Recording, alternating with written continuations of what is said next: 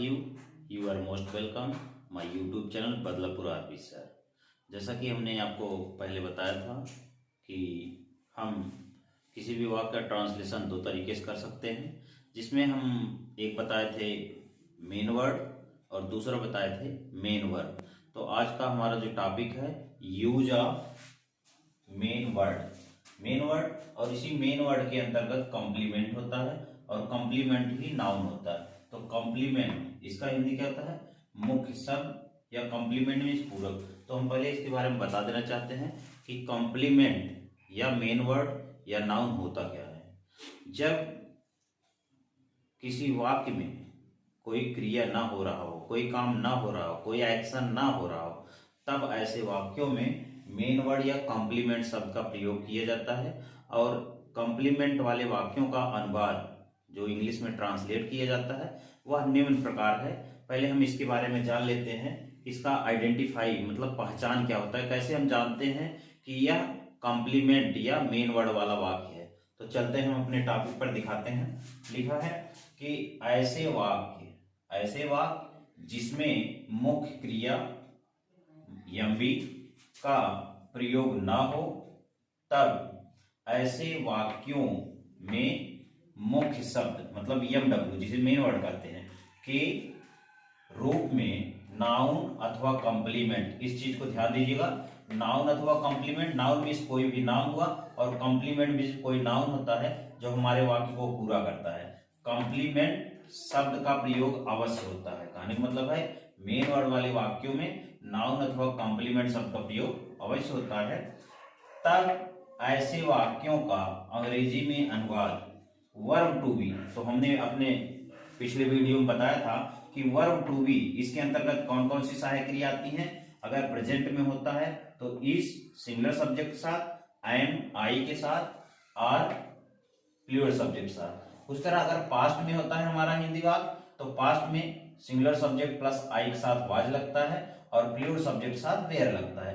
और अगर हमारा सेंटेंस फ्यूचर टेंस में है मतलब भविष्य टेंस में हिंदी वाक्य में गागेगी आता है, तब हम विल बी और शैल बी का प्रयोग करते हैं। विल बी जो होता है सभी सब्जेक्ट के साथ प्रयोग किया जाता है, लेकिन शैल बी कंडीशन है, शैल बी केवल आई और बी के साथ किया जाता है, तो शैल बी का प्रयोग किया जाता है। नोट बता रहे हैं, नोट में क्या है कि नोट इस प्रकार के वाक्यों में नाउन के पहले एडवर्ब वेरी मीन्स बहुत तथा एडजेक्टिव मीन्स विशेषण जैसे बिग, स्मॉल, गुड, बैड, ये सब विशेषण होता है, छोटा बड़ा विशेषण। और आर्टिकल ए एन अर्थात कुछ वाक्य ऐसे होते हैं जिसमें एक शब्द आता है तो उसके लिए हम ए और एन का प्रयोग करते हैं, लेकिन ए जो होता है वह कॉन्सोनेंट मतलब व्यंजन से शुरू होने वाले शब्दों से पहले किया जाता है, जबकि एन का प्रयोग Wavell A E I O you से शुरू होने वाले शब्द पहले एन का प्रयोग भी किया जाता है। तो ऐसे मतलब यमडब्ल्यू वाले वाक्यों का अनुवाद जो होता है वह निम्नलिखित चार नियमों के आधार पर किया जाता है, जिसमें हमारा पहला नियम है अफर्मेटिव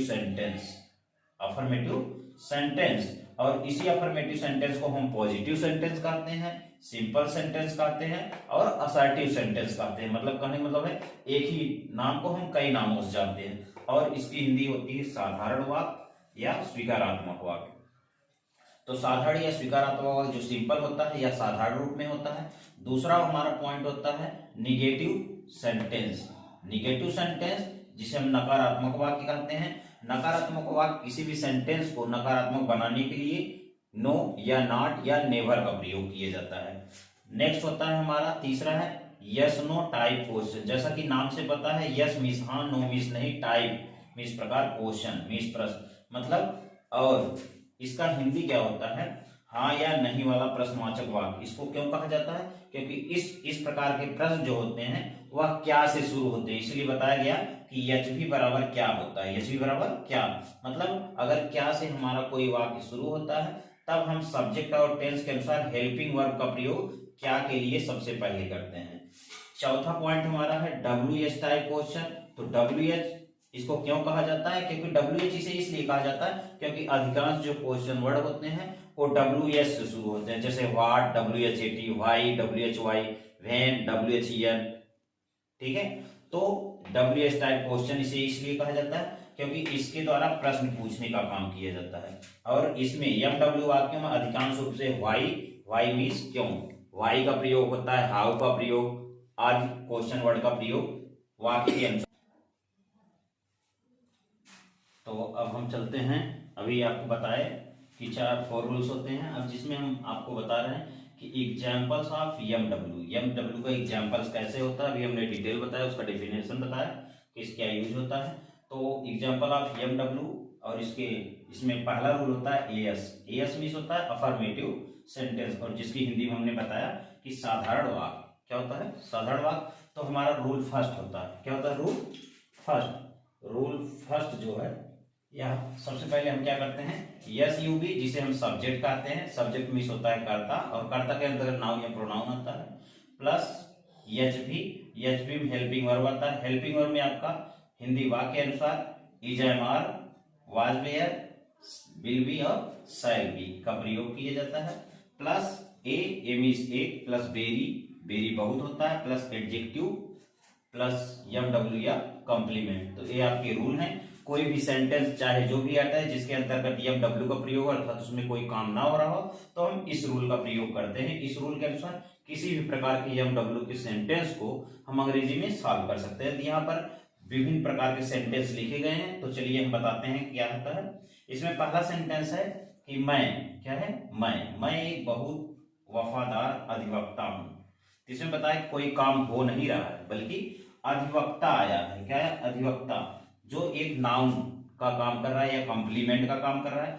अगर इस वाक्य में से अधिवक्ता को निकाल दिया जाए तो क्या हमारा वाक्य पूरा होगा? नहीं पूरा होगा। जैसे मैं एक बहुत वफादार हूं, अब क्या हूं हमें पता नहीं, हमारा वाक्य पूरा नहीं है, अर्थात कॉम्प्लीमेंट होने के लिए हमें क्या होता है, तो अधिवक्ता की जरूरत होती है। तो जब तक अधिवक्ता नहीं लिखेंगे तो हमारा वाक्य पूरा नहीं होगा। तो हम चलते हैं अपने रूल के अनुसार ट्रांसलेट करते हैं। पहला होता है मैं, तो सब्जेक्ट लिखा है मैं, तो आप जानते हैं मैं, तो मैं की इंग्लिश क्या होता है? आई।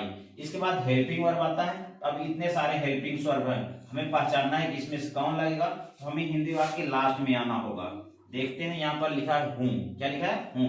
तो आपको पहले हम बता चुके हैं हूं की इंग्लिश होती है आई एम, तो हम लिख दिए आई एम, इसमें हम आई एम चूज कर लिए, तो हो गया आई एम। अब आता है ए की इंग्लिश क्या होती है? ए, और उसके बाद लिखा ए हो गया।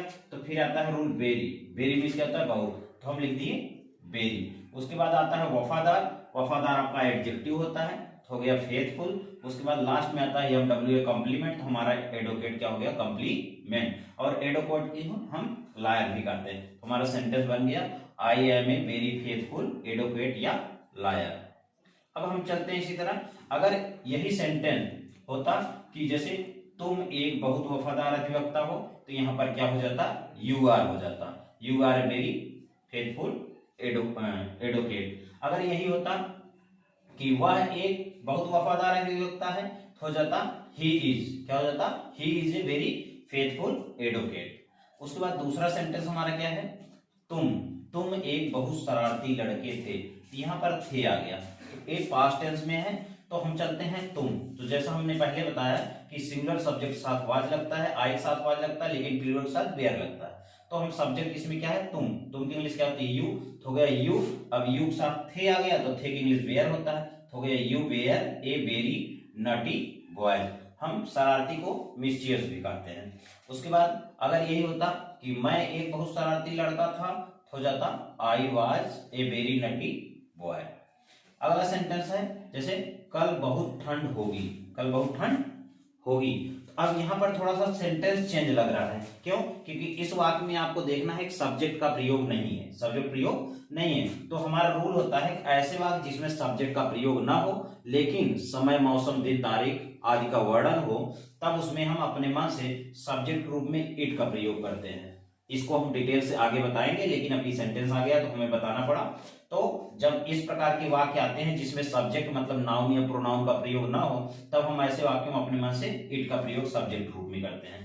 तो हो गया कल बहुत ठंड होगी, तो हम सब्जेक्ट अपने मन से इट का प्रयोग कर दिए। उसके बाद होगी आया है, क्या है? होगी, तो हम होगी के साथ विल बी का प्रयोग करेंगे, तो हो जाएगा it will be very chill या कोल्ड, चाहे चिल कहो या कोल्ड टुमारो। टुमारो इसलिए प्रयोग क्योंकि फ्यूचर टेंस में आने वाले समय के लिए हम टुमारो का प्रयोग करते हैं। नेक्स्ट हमारा सेंटेंस है 4 कि मैं एक बहुत ईमानदार शिक्षक बनूंगा। मैं एक बहुत ईमानदार शिक्षक बनूंगा। इसमें हमारा सब्जेक्ट क्या है? मैं।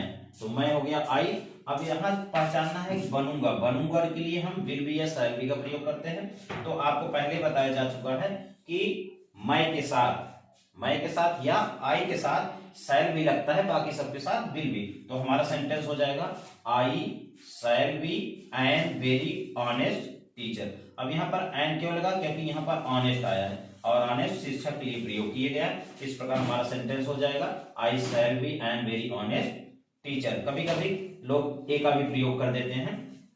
नेक्स्ट सेंटेंस हमारा है 5 जैसे कप में बहुत गर्म चाय होगी। यहाँ पर भी देखा जाता है कि यह सेंटेंस थोड़ा सबसे हटके है।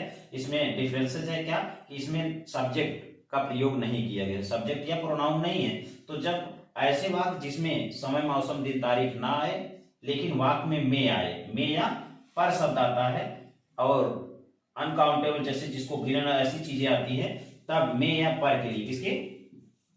मे या पर शब्द के लिए हम देयर का प्रयोग करते हैं अपने मन से सब्जेक्ट ग्रुप में। तो इस वाक्य में सब्जेक्ट नहीं है तो हम अपने मन से सब्जेक्ट ग्रुप देयर ले लेते हैं। तो हो जाएगा देयर। अब यहाँ पर होगी है तो हो जाएगा will be. There will be very hot tea in the cup. तो हम देयर का भी प्रयोग आगे पढ़ाएंगे, इसका बड़ा चैप्टर है। नेक्स्ट सेंटेंस हमारा आता है या 6 यह जनवरी का महीना था। यह जनवरी का महीना था तो हमने बताया समय मौसम दिन तारीख आ गया। तो इसमें हम सब्जेक्ट अपने मन से इट का प्रयोग करेंगे। तो हो गया इट। अब यहाँ था आया है तो हो गया was. It was the month of January. It was the month of January. हमारा लास्ट सेंटेंस है 7 कि मैं एक बहुत मेहनती कृषक था। मैं एक बहुत मेहनती कृषक था या किसान था या खेतिहर था, कोई भी सेंटेंस ले लो। जैसे हुआ तो मैं की इंग्लिश हो गया आई। अब यहाँ पर था आया है तो हमारा हो गया वाज। हम पहले बताया आई साथ वाज लगता है तो हो गया I was a very laborious या कहीं कहीं हार्ड वर्कर भी कहते हैं। तो हो जाएगा I was a very laborious या हार्ड वर्कर पीसेंट्स या फार्मर। चाहे आप पीसेंट्स कह सकते हो या फार्मर कह सकते हो, दोनों इंग्लिश एक है।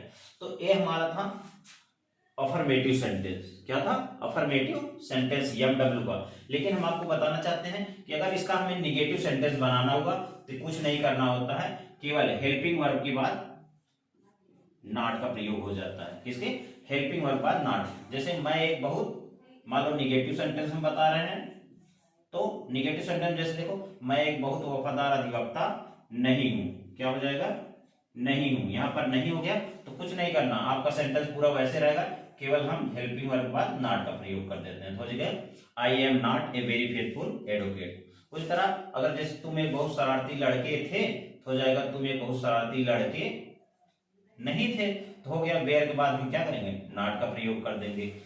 उसके बाद फिर नेक्स्ट देख रहे हैं जैसे कल बहुत ठंड होगी तो हो जाएगा कल बहुत ठंड नहीं होगी। तो बस लगा दे इट विल नॉट बी। लेकिन ये ध्यान देना है कि हम नॉट का प्रयोग विल और बी के बीच में करेंगे। तो हो जाएगा it will not be very chill tomorrow. इस तरह हमारा सेंटेंस निगेटिव हो जाएगा। कोई भी सेंटेंस हो बस एक ही चीज ध्यान देना है कि विल बी और शैल बी के बीच में नॉट का प्रयोग किया जाता है। अगर हम इसका तीसरे रूल पे चलते हैं, हमारा तीसरा रूल जो होता है इसको हम यस नो टाइप कहते हैं। क्या कहते हैं? Yes no type. और यह वाक्य क्या से शुरू होता है? किससे? क्या से। मान लीजिए यही हमारा सेंटेंस है, हम क्या से शुरू किए। जैसे एग्जांपल देखते हैं, यहाँ लास्ट में क्वेश्चन मार्क हो जाता है। जैसे क्या मैं एक बहुत वफादार अधिवक्ता नहीं हूं। क्या शब्द आ गया तो हमें कुछ नहीं करना, हमारा सेंटेंस सेम ऐसे रहेगा, केवल ये जो आई एम है इसको हम पहले लगा देंगे। तो हो जाएगा आई एम। इस क्या के लिए हमें क्या करना है? केवल हेल्पिंग वर्ब को पहले लगा। हो जाएगा I am I not a very faithful advocate. तो ये चीज ध्यान देना है, यस नो टाइप क्वेश्चन में हमेशा